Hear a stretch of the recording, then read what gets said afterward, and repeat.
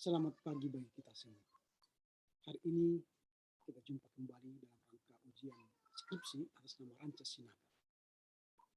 Kali ini Ranca Sinaga akan mempertahankan judul skripsinya dengan judul Memaknai Kemarahan Yesus di Bait Allah. Suatu tinjauan eksegese historis kritis terhadap makna kemarahan Yesus dalam Yohanes 2 ayat 19 dan refleksinya bagi gereja saat ini. Para penguji adalah Pendeta Dr. John Chapman Sipayung dan Pendeta Edward Simon Sinaga Magister Teologi.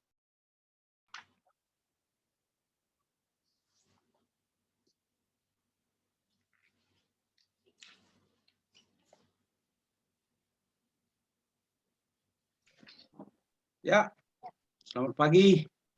Pagi Pak Payung.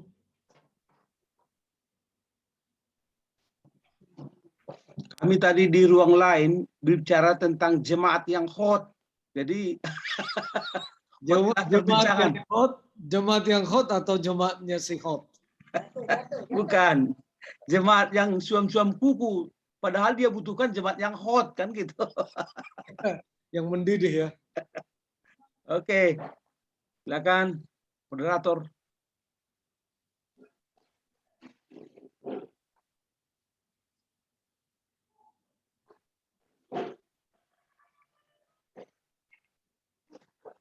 Mohon maaf Pak, mic-nya belum aktif Pak. Oh ya, baik. Terima kasih.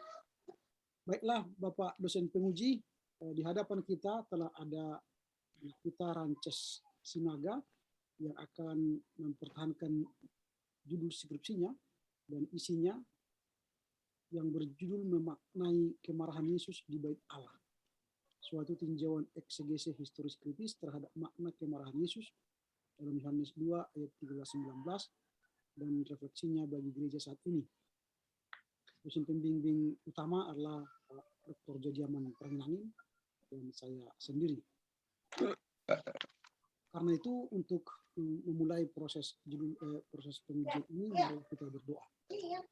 Bapa dalam sorga, kami bersyukur hari ini kami boleh bertemu kembali dalam rangka pengujian skripsi untuk saudara Rances Sinaga. Tuhan memberkati beliau untuk menjelaskan isi skripsinya, untuk dapat dimatangkan oleh para penguji, Dr. John Chapman Sipayung dan Dr. Kandidat Edward Simon Sinaga. Terpujilah Engkau Bapa, berkati teman kami dari awal hingga akhirnya, sehingga proses pengujian ini berhasil dengan baik. Dalam nama Yesus kami berdoa. Amin. Baik, silakan saudara Rances memberikan deskripsi gambaran singkat tentang skripsi saudara, waktunya sekitar 5-7 menit. Silakan. Baik, terima kasih kepada Bapak moderator kami. Yang pertama yang mau saya sampaikan adalah dalam penulisan skripsi ini, judul yang saya buat adalah Memaknai Kemarahan Yesus di Bait Allah.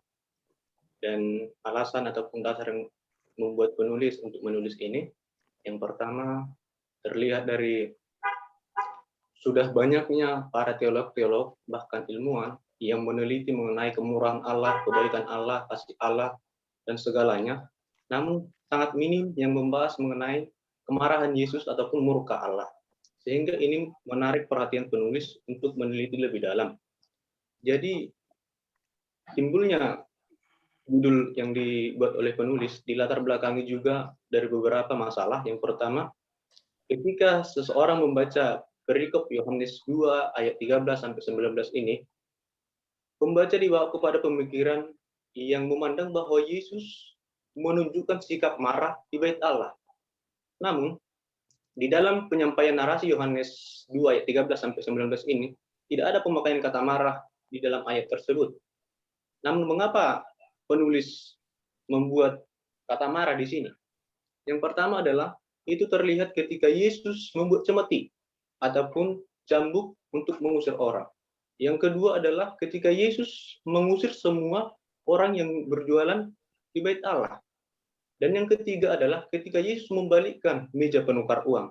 Dari tindakan Yesus ini sudah terlihat bahwa ia menunjukkan sikap yang marah ataupun tindakan yang marah. Dalam penulisan ini juga penulis membuat ataupun menggunakan metode eksegese historis kritis dengan menggali teks lebih dalam secara historis. Dari penulisan ini ada beberapa yang menjadi pokok permasalahan. Yang pertama adalah apa yang menyebabkan Yesus marah di Bait Allah. Jadi pemicu timbulnya kemarahan Yesus di Bait Allah adalah ketika Bait Allah yang dahulunya dikenal sebagai tempat kediaman Allah, ketika Bait Allah yang dikenal sebagai tempat pertemuan yang ilahi dengan yang insani, ketika Bait Allah yang dikenal sebagai tempat kediaman Allah dijadikan bangsa Yahudi sebagai tempat praktik bisnis ataupun berjualan. Nah, hal inilah salah satu yang memicu kemarahan Yesus. Dan yang kedua adalah terjadinya di sana praktik bisnis yang tidak sehat. Ketika orang datang ke Bait Allah untuk melakukan perayaan Paskah Yahudi, mereka harus mempersembahkan korban bakaran dan membayar pajak. Namun korban bakaran yang akan mereka beli, yang telah disediakan oleh para pedagang di sana, mereka membuat laba ataupun keuntungan yang besar bagi mereka diri sendiri. Sehingga orang yang datang ke sana semakin terbebani oleh karena proses jual beli yang sangat besar.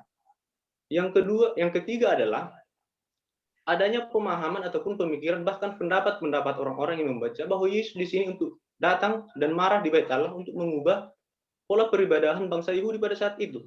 Karena dalam konteks Yahudi, persembahan itu adalah terlihat dari ketika orang memberikan korban bakaran, peribadahan itu dianggap sebagai ketika bangsa Yahudi memberikan korban bakaran dan mereka makin dekat dengan Allah.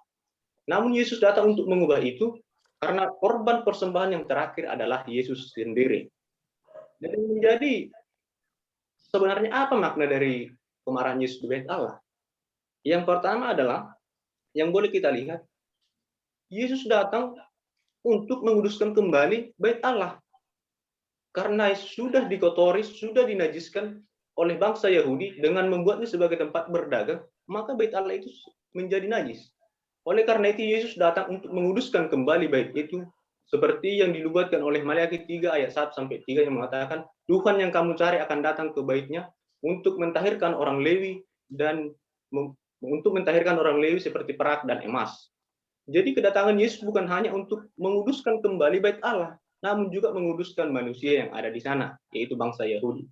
Yang kedua adalah bahwasanya Yesus menunjukkan sikap yang benar-benar agung, yaitu ketika ia melakukan tindakan penyucian Bait Allah, ia menunjukkan sikap segala ketidakbenaran yang terjadi di Bait Allah harus memang ditiadakan, harus memang dihapuskan dari dalam Bait Allah itu. Dan dari sini boleh kita berefleksi dari tindakan Yesus ini. Yang pertama adalah ketika Yesus sudah menguduskan Bait Allah kembali, maka sebagai pengikut-pengikut Yesus kita harus bisa menjaga kekudusan itu. Dan yang kedua adalah yang menjadi refleksinya, tindakan yang Yesus lakukan, yaitu ketika ia melawan ketidakbenaran yang terjadi, maka sebagai manusia yang sekarang, jemaat Tuhan, umat Tuhan, kita juga harus melakukan seperti yang dilakukan Yesus. Apapun kesalahan, apapun ketidakbenaran yang terjadi dalam gereja, maka kita harus berani untuk melawan itu. Kita harus berani untuk menghapuskan itu. Maka dari semua penelitian-penelitian kepustakaan yang penulis lakukan, maka dapat disimpulkan bahwasanya kemarahan Yesus itu dikarenakan bangsa Yahudi telah menajiskan Bait Allah, dan yang kedua, kemarahan Yesus itu menunjukkan suatu tindakan yang profetis, yaitu menunjukkan suatu tanda bahwa ia akan mati di kayu salib. Ketika ia mengatakan rombak Bait Allah ini dan dalam 3 hari aku akan mendirikannya kembali, ia tidak menunjukkan kepada bangunan Bait Allah, namun ia menunjuk kepada dirinya sendiri. Dan hal yang kedua yang mau disampaikan adalah sebagai kesimpulannya, makna daripada kemarahan Yesus ini boleh kita lihat bahwasanya gereja itu memang benar-benar kudus. Dan kekudusannya itu memang bukan karena Yesus, bukan karena memang tempatnya, namun karena sudah dianugerahkan kekudusan itu melalui Allah, karena Allah berdiam di situ. Mungkin itu saja, Pak. Terima kasih. Baik, terima kasih. Pas 6 menit 24 detik ya. Oke, terima kasih buat Ances yang telah memberikan intisari dari skripsinya ini. Sekarang kami beri kesempatan kepada dosen pengudi 1 untuk semakin melengkapi bahkan mengkritisi skripsi yang disampaikan dan disusun oleh Saudara Rances. Kami mulai dari Bapak Pendeta Dr. Don Rahman Sepayung, 20 sampai 25 menit ke depan. Terima kasih. Oh, jadi dalam kesempatan ini saya banyak berdiskusi, bertanya,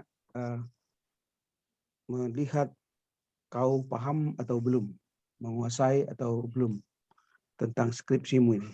Yang pertama, di halaman 2, apa itu intertestamental? Zaman intertestamental.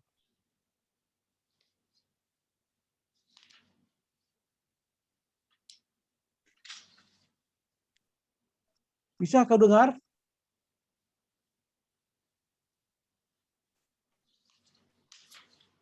Bisa Pak, bisa Pak. Oke, jawablah.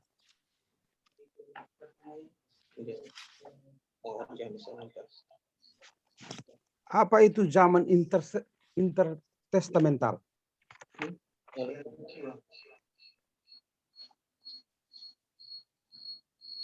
Di zaman intertestamental, di zaman intertestamental itu adalah maksudnya itu Pak, ketika dimulainya pembuatan bait suci, yaitu di zaman Musa, yaitu kemas suci. Baru setelah itu di zaman para hakim-hakim juga itu bait suci, kemas suci yang dahulunya dibuat oleh Musa, ini berubah nama, yaitu menjadi tabut perjanjian. Jadi setelah adanya tabut perjanjian, maka sampailah kepada bait Allah yang direncanakan oleh Daud. Namun pada pembangunannya itu, yang pada akhirnya yang membangun bait Allah adalah Salomo. Dan pada zaman instrumental ini yang dimaksudkan adalah pada zaman setelah adanya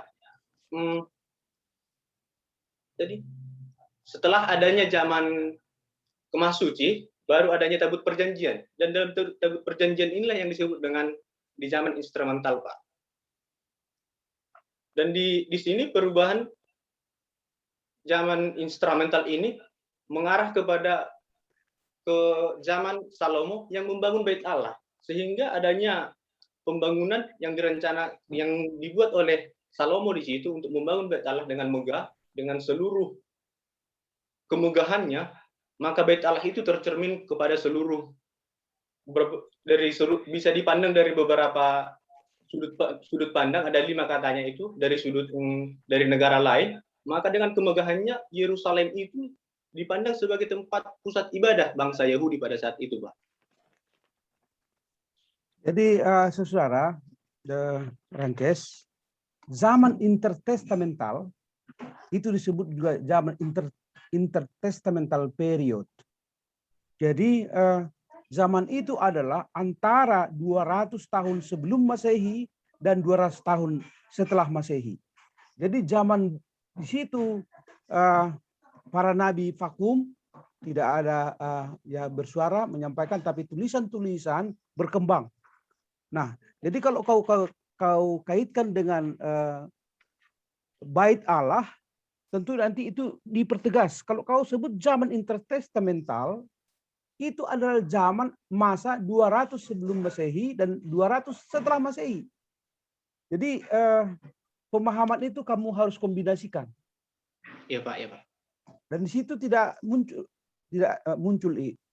di sini tidak muncul itu. Oke, makanya ini harus dipertegas. Makanya ada zaman intertestamental period. Oke, itu yang pertama. Kemudian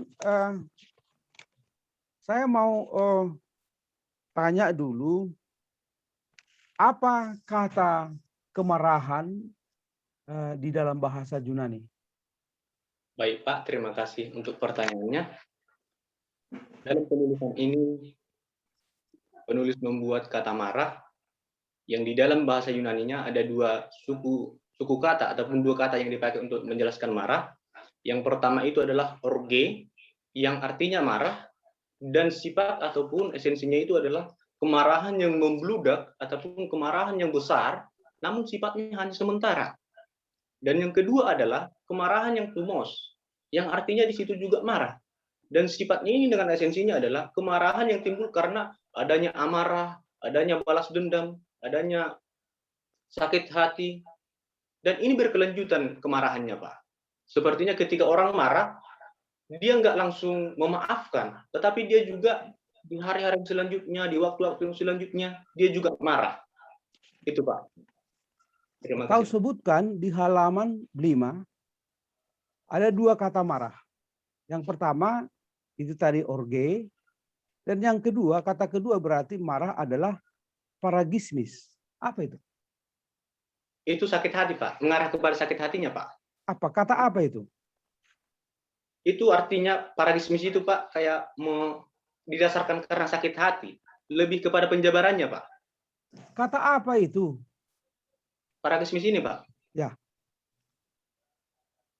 Itu waktu itu, Pak, saya lihat dari bahasa Yunani, Pak.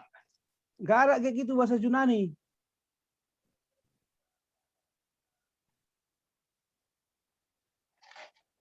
Dan ini yang perlu, tadi kau sebutkan ada tumos. Ada Ya, kau Pak. tuliskan tumos di sini? Di Perjanjian Baru dalam bab 2, Pak. Ada, Pak, dalam bab 2, Pak. Tapi paragismos ada kau tuliskan di bab 2? Tidak, Pak. Karena pada waktu itu kan, Pak, seminar proposal, ini yang saya dapat, Pak, waktu itu pengertian kemarahan. Namun ketika saya sudah mendalaminya kembali, ada saya dapatkan kata yang memang benar-benar tepat untuk kemarahan itu, Pak. Kemarahannya itu yang tumos, Pak. Ya itu. Jadi paragismus itu doubtful, meragukan. Jadi nggak usah pakai itu. Iya, Pak, ya. Pakailah kata orge dan tumos. Dan itu tunjukkan di sini ayat-ayatnya yang digunakan untuk orge yang digunakan untuk tumos. Dan apa perbedaannya itu harus jelas nanti di bab 2. Baik, Pak. Oke. Nah, yang berikut tentu PL dan PB tidak bisa dilepas pisahkan. Apakah di dalam kau sebut di sini kemarahan dalam perjanjian lama? Kata apa yang digunakan dalam bahasa Ibrani untuk kemarahan? Baik, Pak, terima kasih, Pak. Dalam pemakaian bahasa Ibrani tentang kata marah adalah yang dipakai kata ab, yang artinya murka, sehingga di dalam perjanjian lama, murka Allah itu digambarkan sebagai respon atas dosa manusia. Ketika bangsa Israel telah membuat sebuah patung lembu yang terbuat dari emas, dan mereka menyembahnya, maka disitulah timbul itu murka Allah. Begitu dia, Pak. Apakah dalam PL bahasa Ibrani hanya ab yang menunjukkan marah? Untuk kata murkanya, Pak, cuma itu, Pak. Karena yang dipakai dalam PL untuk menggambarkan kata marah itu, Pak, murka, Pak.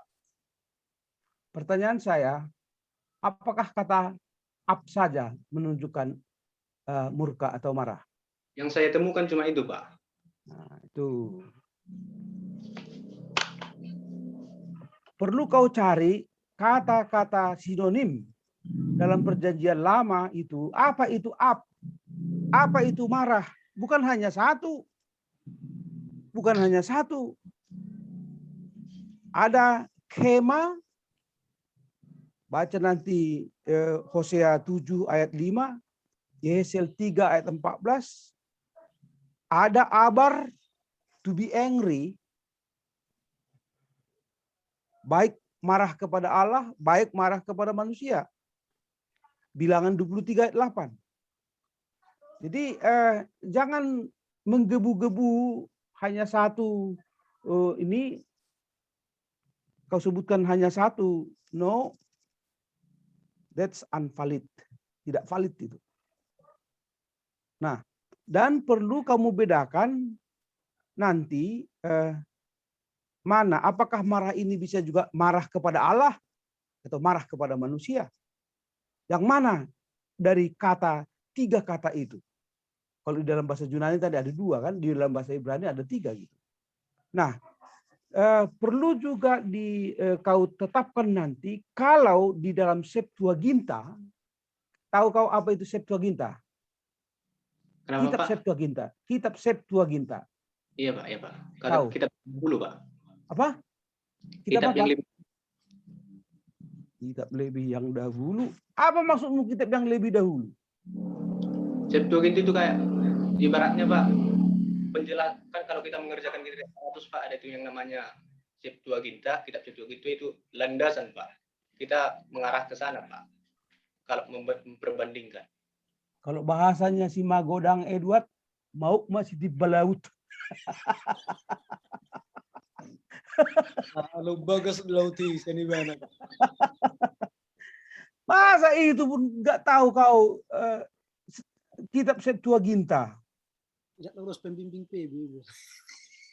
PL. Oh, PL. Masa itu Septuaginta apa itu? LXX. Iya Pak, LXX Pak. Apa tuh? Itu Pak. Hah? LXX itu simbolnya Pak, tapi dibaca Septuaginta Pak. Nah, berapa itu simbol itu? 3 Pak. Oh, oke.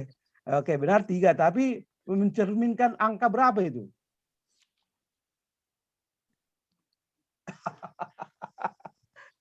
Masa itu aja nggak tahu kau? 520. 520. Berapa? 520 Pak. Oh, Mago Madang. Siti Belaut. Jadi mago saya. Masa itu pun, aduh, udah gawat lah gitu. Septuaginta aja.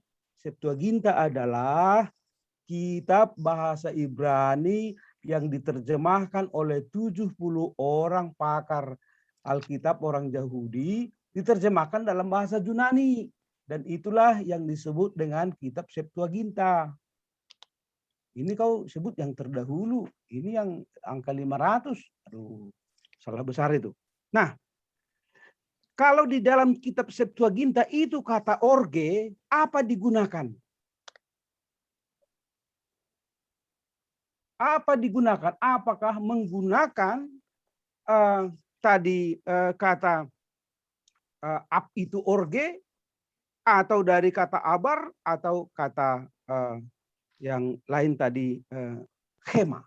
Nah, kan itu perlu, penelitian itu perlu loh. Supaya kita tahu, oh ini rupanya. Oke, tuh yang kedua, yang berikut. Jadi ini penguasaan kepada kitab Yohanes. Siapanya penulis kitab Injil Yohanes ini? Yohanes Pak. Ya, Yohanes banyak. Yohanes Margasinaga pun. Sebenarnya Yohanes Pak, siapa? murid Yesus Pak. Murid Yesus. Iya Pak. Murid Yesus kapan itu meninggal dia? 40-an sudah meninggal murid Yesus. Iya Pak. Nah, terus? Kalau yang sumber yang saya dapat Pak, memang ini juga problematika dalam penulisan Yohanes ini. Ya. Ada juga yang mengatakan Yohanes ini yang menulis ini bukan murid Yesus.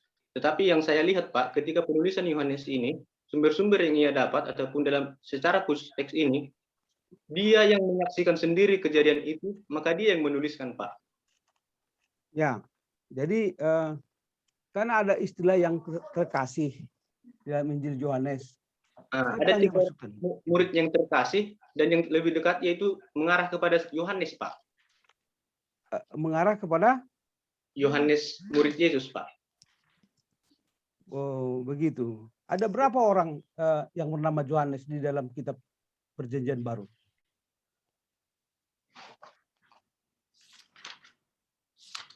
Yang masih saya ketahui Pak cuma 2 Pak. Siapa itu? Yohanes Pembaptis sama Yohanes murid Yesus. Oh. Itu aja ya? Iya Pak.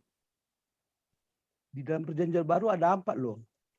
Yohanes Pembaptis, Yohanes anak Zebedeus, saudaranya Tuhan Yesus itu yang disebut juga murid Tuhan Yesus. Ada Yohanes Markus, sobatnya si Paulus, ya kan? Ada juga seorang imam besar, Kisah 4 ayat 6. Oke, jadi kamu harus tegas. Nah, yang mau saya kaitkan juga dengan ketegasan tentang Yohanes, kapannya penulisan kitab Yohanes ini? Ini juga Pak sudah diperdebatkan dalam penulisannya, waktunya. Tetapi ada yang mengatakan antara 77 sampai dengan 90, ada yang mengatakan antara 90 dengan 100. Tetapi dalam penulisan saya lebih memilih kepada penulisannya pada waktu 90 sampai dengan 100, Pak. Oke, baik. Dan kaisar ketika itu siapa yang memerintah di situ? Sekitar penulisan kitab Yohanes ini, Yohanes, yaitu yang ditulis oleh Yohanes Rasul dan ditulis sekitar tahun sekian, 90 ke 100 misalnya. Siapa kaisar ketika itu? Kaisar ketiga, Pak. Kaisar ketika itu. Oh, ketiga, Pak. Nah, pada waktu itu kaisar yang memerintah pada zaman Yesus itu, yang waktu disalibkan ataupun penulisan Yohanes ini, saya memilihnya, Pak, karena juga ada 3 anak daripada Kaisar Agustinus Agung, yaitu Kaisar Archelaus, Pak. Dia dong. Di bab 2, Pak. Di bab 3, Pak. Dia, Pak. Coba mana?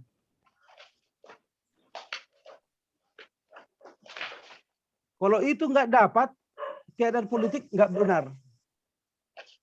Keadaan ekonomi tidak benar. Tidak lengkap gitu. Ini, Pak, ada, Pak. Ya, halaman? Di halaman 54, Pak. Ya.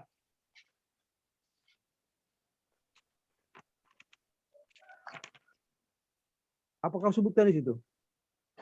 Nah, di sini, Pak, saya juga menyinggung tentang Herodes Agung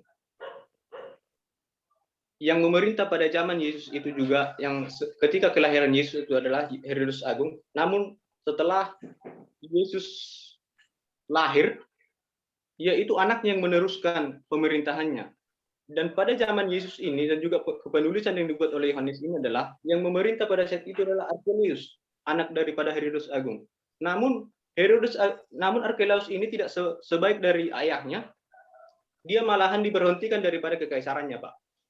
Dan disatukan kepada saudaranya. Nah, jadi itu salah kaprah. Kalau kau sebutkan tadi penulisnya di tahun 80 ke 90, kaisar ketika 90 ke 100, Pak. Ya, 90 ke 100, kaisar ketika itu jelas dapat dibuktikan sesuai sejarah. Yaitu siapa? Kaisar Agung masih, Pak, kalau di dalam tahun Kaisar Agung itu zaman-zaman Baholok itu, zaman akhir abad pertama itu, atau zaman-zaman abad pertama awal gitu. Kalau Kaisar Agung Domitianus. Jadi informasi yang kau sebutkan itu kurang pas. Domitianus itu yang memerintah sekitar 80-an ke 100 gitu. Jadi infomu ini harus diperbaiki ya. Baik, Pak, baik, Pak. Bisa kau terima itu? Di pembimbing sudah jelas itu. Oke? Baik, Pak. Oke, baik. Dan itu terkait dengan kalau kau menulis Sittenleben menyangkut tentang politik, kehidupan politik, agama, dan itu akan tercermin. Akan tercermin keadaan politik ketika Domitianus itu berkuasa sebagai kaisar di Romawi, dan itu akan influencing, mempengaruhi keadaan politik, termasuk Yohanes Rasul itu dibuang ke Pulau Patmos. Dan itu tidak nampak. Jadi itu menjadi perbaikan ke depan. Kemudian yang terakhir ini, walaupun memang masih banyak, tapi oke lah untuk hemat waktu. Saya melihat kritik aparatusmu debatable, diperdebatkan, dan juga kalau saya memberikan nilai di situ, nilai 4. Artinya sorsismu tidak benar. Banyak yang tidak benar, dan itu harus diperbaiki. Oke, jadi kemarahan, mungkin yang terakhir, kemarahan Yesus itu wajarnya itu atau dalam rangka apa? Bagaimana, Pak? Kemarahan Yesus itu berfungsi apa itu? Apakah itu menunjukkan kemanusiaannya? Apakah itu ada sasaran khusus secara teologis atau gimana? Kalau itu Pak, yang saya teliti dan yang saya pahami juga, kemarahan Yesus itu lebih mengarah kepada tindakan yang ilahi, Pak. Karena Ya. ada juga tindakan dia yang menunjukkan bahwa keilahiannya ialah yang nampak. Yang pertama itu, yaitu terlihat dari ketika ia membersihkan bait Allah, maka bangsa Yahudi mempertanyakan, apa otoritas Yesus untuk membersihkan bait Allah? Apa otoritas Yesus marah-marah di bait Allah? Dan dilihat dari situ, Yesus menunjukkan suatu tanda.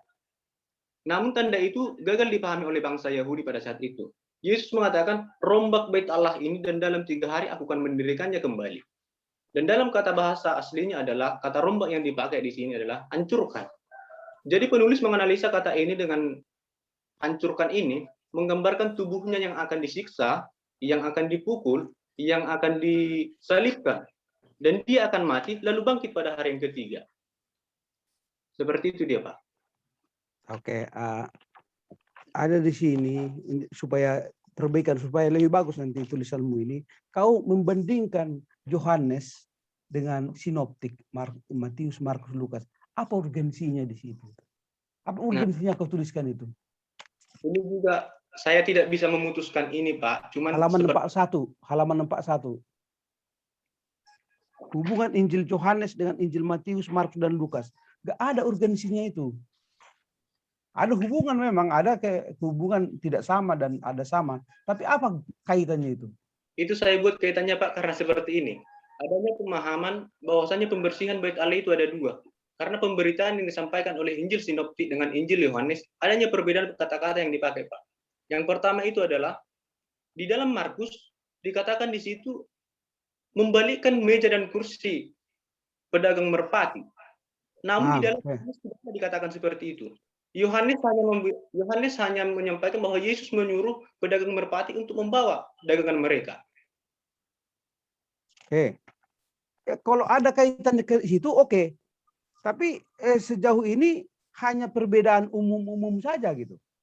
Kalau ada perbedaan kenapa dipakai seperti yang kau jelaskan itu bagus. Tapi kalau tidak ada, hanya perbedaan ini penekanan pelayanan di Yohanes misalnya di Judea, Sinoptik di Galilea. Kalau hanya itu nothing. Oke, sampai di situ dulu. Nanti kalau ada kesempatan silakan. Terima kasih. Terima kasih Pak Moderator. Pemuji pertama Bapak Pendeta Dr. Ben Rahman atas masukannya. Nanti akan ditampung untuk diperbaiki oleh Saudara Ances. Sekarang waktunya tiba pada pemuji kedua. Kami beri kesempatan ini. Silakan. Baik, Pak RH dan Pak Spayung. Banyak yang perlu diperbaiki dalam penulisan umpamanya kan. Teknik penulisan yang kamu pakai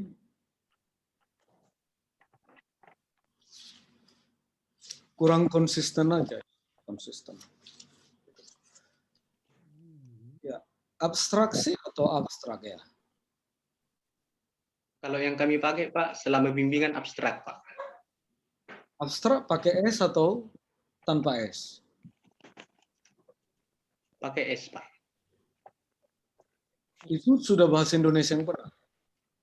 Kalau pakai S dia, Pak, bahasa Inggris, Pak. Itu. Jadi makanya saya bilang tetap mengacu ke bahasa Indonesia yang benar. Apa? Sepertinya abstraksi, bukan? Itu dalam bimbingan udah dibimbing kami, Pak. Dahulunya memang abstraksi yang kami pakai, tetapi kalau sekarang yang relevannya itu abstrak. Ya, maksud saya tidak salah kalian coba-coba kan apa? Melihat kamus bahasa Indonesia yang benar kan? Abstrak. Dalam kamus bahasa Indonesia online abstrak ya? Iya, Pak. Ya. Tanpa S. Ya, jika kamu buat 3 paragraf abstraksimu, di pemahaman saya sudah kamu tidak abstrakkan gitu. Jadi sepertinya ada 3 topik besar yang kamu bahas dan ini alineamu. Karena menurut ya penulisan jurnal online yang kita ikuti kan abstrak itu tidak ada garis barunya, nggak ada paragrafnya, namanya juga abstrak. Anda yang harus bikin tanda-tanda kalimat ke ini sampai ke kalimat ini mewakili ini. Kalimat ini ke kalimat ini mewakili ini. Anda jadi memang dia abstrak, gitu ya. Tidak boleh ada awal dan ada akhir dalam arti abstrak. Tapi Anda membahas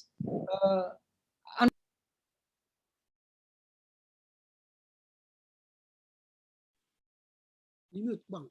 Di mute. Silakan dibuka dulu mic-nya. Termute. Oke. Oke. Berarti dari tadi saya ngomong nggak apa ya? Kedengaran. Tadi saya mute semua karena ada suara-suara berisik. Ya, silakan dibuka lagi, Bang. Sudah oke. Sepertinya dari Pak Jesse tidak mati mic-nya. Oke. Tapi saya hidupkan tadi, sekarang udah dimatikan lagi. Ya memang tadi saya lihat sumber suara dari sana. Aku pun bingung. Sepertinya tadi nggak saya matikan kok mati ya. Ya, oke, teruskan, Bang. Ya, itu maksud saya. Namanya juga abstrak. Ya abstrak dia. Ketika dibuka daftar isimu, makin kelihatan. Daftar isi nggak bisa bohong kan, nggak bisa seperti menulis novel. Ya, dari judul subjudulmu kelihatan apa yang kamu bahas. Masuk kita. Tapi ketika baca abstrakmu yang 1 halaman tanpa paragraf, kita masih tanpa batas berpikir kan gitu. Kami tuntun ke daftar isimu kan gitu. Baru kalau mau langsung saya langsung ke bab 43 gitu kan. Nah, itu. Jadi dalam kata profesor saya yang masih profesor saya, Sinaga, menulis karya ilmiah itu tidak boleh seperti menulis novel. Gitu. Abstrakmu masih membuat kita mengawang, tapi sudah merangsang. Daftar isimu harus menunjukkan apa yang kamu bahas. Akhirnya orang melihat ke sana, oke, ini yang mau saya baca, tidak perlu saya kan gitu. Ya, kemudian di penyusunanmu di daftar isi sampai bab 3.333 masih bagus. Poin 3 oh ya, di sini udah ada masalah rupanya. Ya, penulisan daftar isimu di poin 225 cabang masih bagus. Tapi masuk ke poin 23, kamu sudah lupa mentaf ke dalam dia kan? 231-nya gitu ya. 241-nya, 311-nya. Jangan sejajar dia. Iya, Pak. Sampai ke bab terakhir itu. Ya, kemudian ya walaupun ada daftar singkatan, walaupun dia masih dalam daftar singkatan, ketika dia bahasa luar tetap Anda cetak miring dia. Halaman X itu ya, angka Romawi X. Angka Romawi 10. New Testament Greek gitu ya. Kemudian New International Version. Baru vol. Ya, yang saya tahu vol itu ada dong. Masa vol adalah kepanjangannya vol? Ya. Dan itu kamu buat halaman 1 loh. Oh sorry. Oh itu halaman 11 maksud saya, Romawi. Masa vol kepanjangannya vol? Dan OMF kan Overseas Missions Fellowship. Ya itu harus cetak miring. Ya. Sekali tampil di halaman ada huruf, jika itu tidak bahasa Indonesia, wajib italik. Baik, kemudian catatan kakimu itu, ya Saya pikir catatan kaki yang kita anut harus ada titiknya, karena di dalam catatan kaki pasti ada kalimat. Ada tanda-tanda baca lah. Jika ada koma, jika ada tanda tanya, titik dua, titik koma, berarti harus ada titik kan? Ya akhirilah semua catatan kaki dengan tanda titik. Ya kamu suka kalimat-kalimat panjang ya. Kata salah satu ahli bahasa Makumira waktu saya S2 di Tanzania, Ibu Nancy Stevenson, Amerika, katanya itu ciri khas Paulus. Betulkah itu Pak John Rahman? Katanya Paulus suka membangun kalimat-kalimat paragraf panjang. Jadi sepertinya kamu pencinta Paulus ini ya. Iya, Pak. Ya, jadi maksud saya, tapi jangan dulu langsung naik kuping kirinya. Ya. Maksud saya itu kurang kreatif menurut saya. Tapi saya tidak menuduh Paulus tidak kreatif, kamu yang kurangnya. Ya, penggal lah, ya, penggal lah. Ya, nama kitab suci pertama yang kamu pakai adalah Markus di halaman 2. Ya, Iya, Pak. ya. Dan bahasanmu kan Yohanes.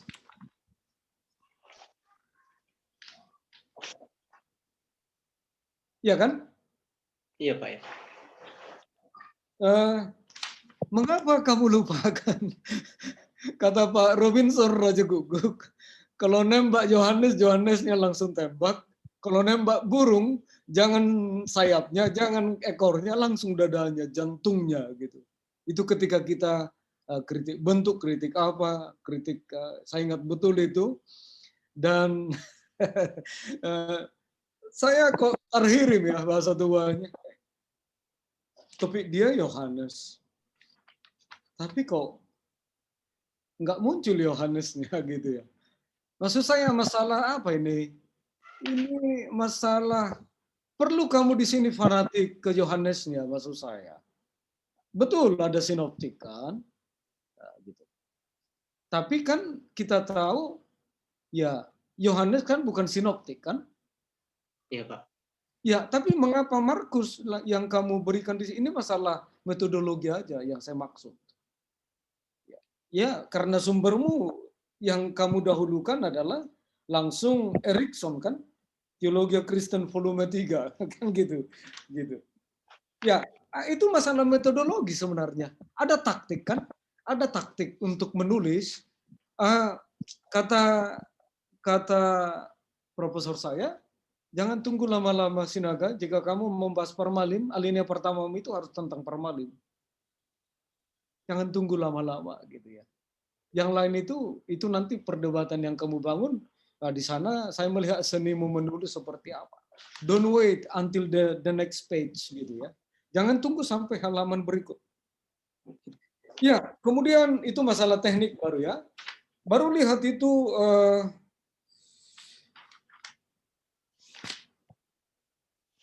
halaman 6, bukan halaman 6, halaman 4.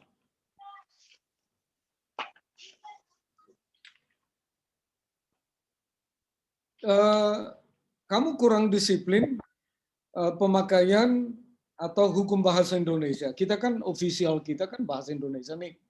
Menulismu kan pakai bahasa Indonesia, bukan bahasa Inggris, bukan bahasa Yunani gitu ya. Ya saya pikir ketika di tengah kalimat, seperti lihat itu paragraf kedua, pedagang-pedagang lembu, ya jangan huruf besar lah. Ya, saya tahu mungkin ini kesilapan kan. Ya kemudian ya apakah menuliskan bait suci harus huruf besar dua-dua ya? Kalau tengok buku-buku yang saya baca, Pak, ada beberapa sumber saya, penulisan bait suci itu huruf besar, Pak. Tapi ada juga bahasa Inggrisnya apa bait suci? The Temple, Pak. Ya di King James Version apakah bahasa Inggris memakai huruf besar kapital? Bahasa besar, Pak. Besar. Iya, Pak. Baik. Biar lebih ke dalam aja pamu. cara mendiferensiasi saat-saat kapan itu dipakai besar, gitu ya, seperti Holy Temple, Holy Temple. Kalau itu dalam bahasan-bahasan ilmiah, ya saya pikir ya holy, ya temple apa spesifiknya gitu ya. Ya holy adalah kata sifat, temple adalah kata benda. Ya kenapa harus huruf besar? Itu memang perdebatan linguistik kan. Ya kemudian orge ya, kata marah orge, kamu buat O-nya besar gitu. Ceklah, ya ceklah zaman Yesus karena ada Tuhan Yesusnya, kamu kebablasan ya udahlah. Z-nya juga huruf besar karena dekat dia dengan Tuhan ya berarti besar juga lah zamannya kan gitu. Ya. Seperti kamu sengaja ini, saya berpikir bukan ini sudah kayaknya apa ya by design gitu ya. Karena Tuhan Yesus oke sudah besar, udahlah zamannya juga harus besar gitu ya. Jadi berlebihan pemujaanmu dalam penulisan gitu. Ya, akhiri semua catatan footnote-mu itu dengan huruf besar, penulisan di sana ya bukan satu kata, bait Allah ya baitnya itu huruf kecil lah, Allahnya yang besar kan? Oh, baik Pak, baik Pak. Ya, dalam penulisan halaman 7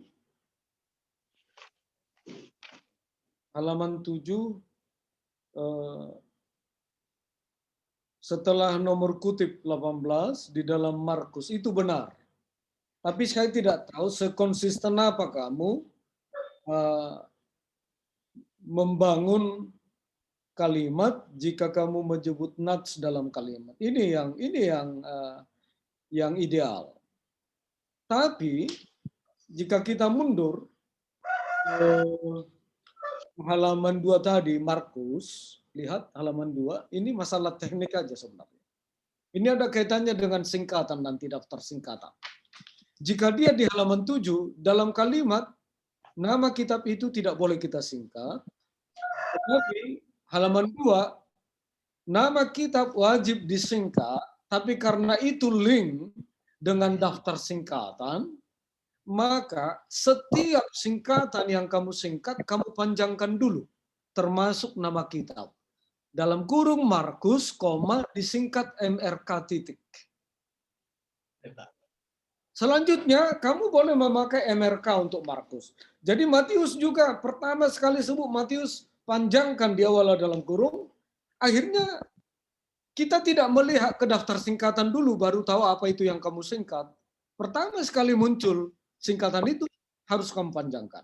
Setelah itu, kamu jangan lagi mengulang-ulang kepanjangannya. Itu masalah sistematika sebenarnya ya. Ya, ketika kamu menyingkat perjanjian lama umpamanya, ya selanjutnya konsistenlah perjanjian lama gitu ya. Banyak sekali kesalahanmu ini, banyak sekali. Kamu juga suka kalimat-kalimat panjang ya. Kalimat panjang, ya seperti yang saya katakan itu perlu kamu apa ya? Tidak mengganggu konsentrasimu jika kamu potongkan dan buat kalimat baru gitu. Baru masalah kedisiplinanmu juga tentang sumber, sepertinya kamu belum menguasai cara menulis yang benar. Coba lihat halaman 8 itu.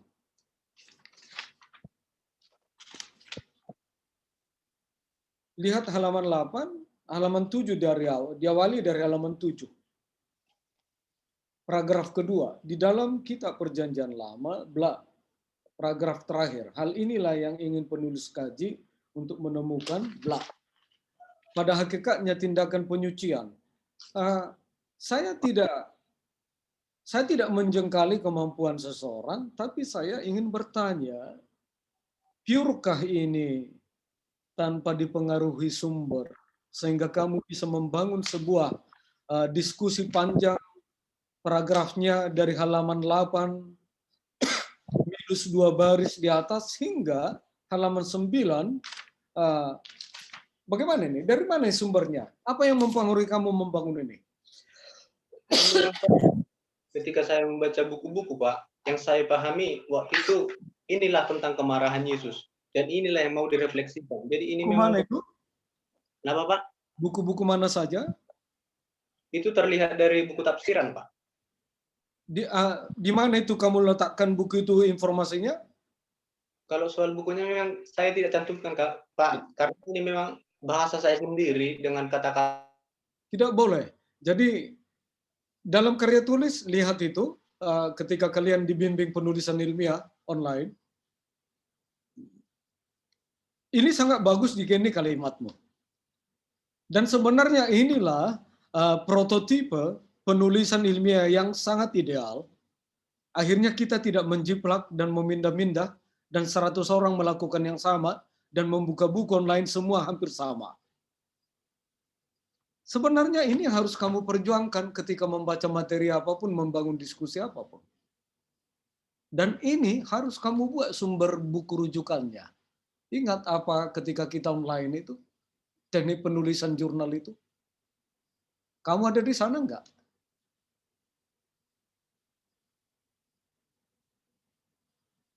Ketika ada tuntunan teknik penulisan jurnal, kamu ada enggak di sana?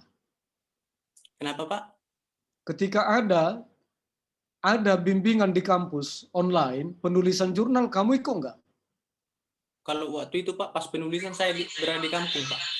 Jadi, Ya, berarti kamu sangat tertinggal. Atau kalau jika kamu pun, ya terserah. Tapi itu yang saya maksud. Kita itu harus bisa membaca, tapi bukan mengangkat. Kata kerjanya pun kalau boleh, itu menghindari plagiat. Kata kerjanya pun memakai sinonim. Jika dia memakai kalimat positif di sumber, bangun kalimat negatif. Umpamanya di sumber mengatakan, Paulus itu adalah mencintai 2 budaya, Yahudi dan Yunani. Akhirnya ketika saya membaca itu di sumber, dan saya mau mengutip itu, saya mengatakan, ada 2 latar belakang budaya yang mempengaruhi dan mewarnai kehidupan Paulus. Dan dia mencintainya. Coba lihat. Begitu teknik yang saya dapat dari Basel untuk really far away from plagiarism. Don't use the same verb, don't use the same sentence, positive, negative. Don't use the same year. Ya, umpamanya tahun 2017, padahal kamu ngomong di tahun 2020. 3 tahun yang lalu, tepatnya 2017, itu coba lihat. Bagaimana kreativitas itu. Jadi sebenarnya jika itu kalian paham, dan itu dianut oleh orang Eropa. Saya 4 tahun bersama, ternyata itu mereka anut. Tidak mau mengulangi kalimat orang yang dia baca. Dan mereka sangat-sangat jauh dari plagiat. Saya tidak tahu kok terjadi itu katanya kandidat dari GKPI Abang Rodeon Tempu Bolon katanya gagal karena profesornya dituding plagiat. Kok bisa gitu ya? Kok bisa lolos? Tapi itu yang saya dapat dari Swiss ya. Dan saya mengikuti kursus ini memang. How to avoid to be plagiarism gitu. Jadi saya berkisar banyak sekali di situ tentang isi sudah tadi diberikan oleh Pak John Rahman. Tapi saya mau mengatakan sekali lagi, bagaimana kamu memaknai kemarahan Yesus di bait suci dalam konteks gereja saat ini? Ya, saya pikir saat ini yang mau saya tanyakan. Konteks apa yang ingin kamu perdebatkan di skripsimu ini?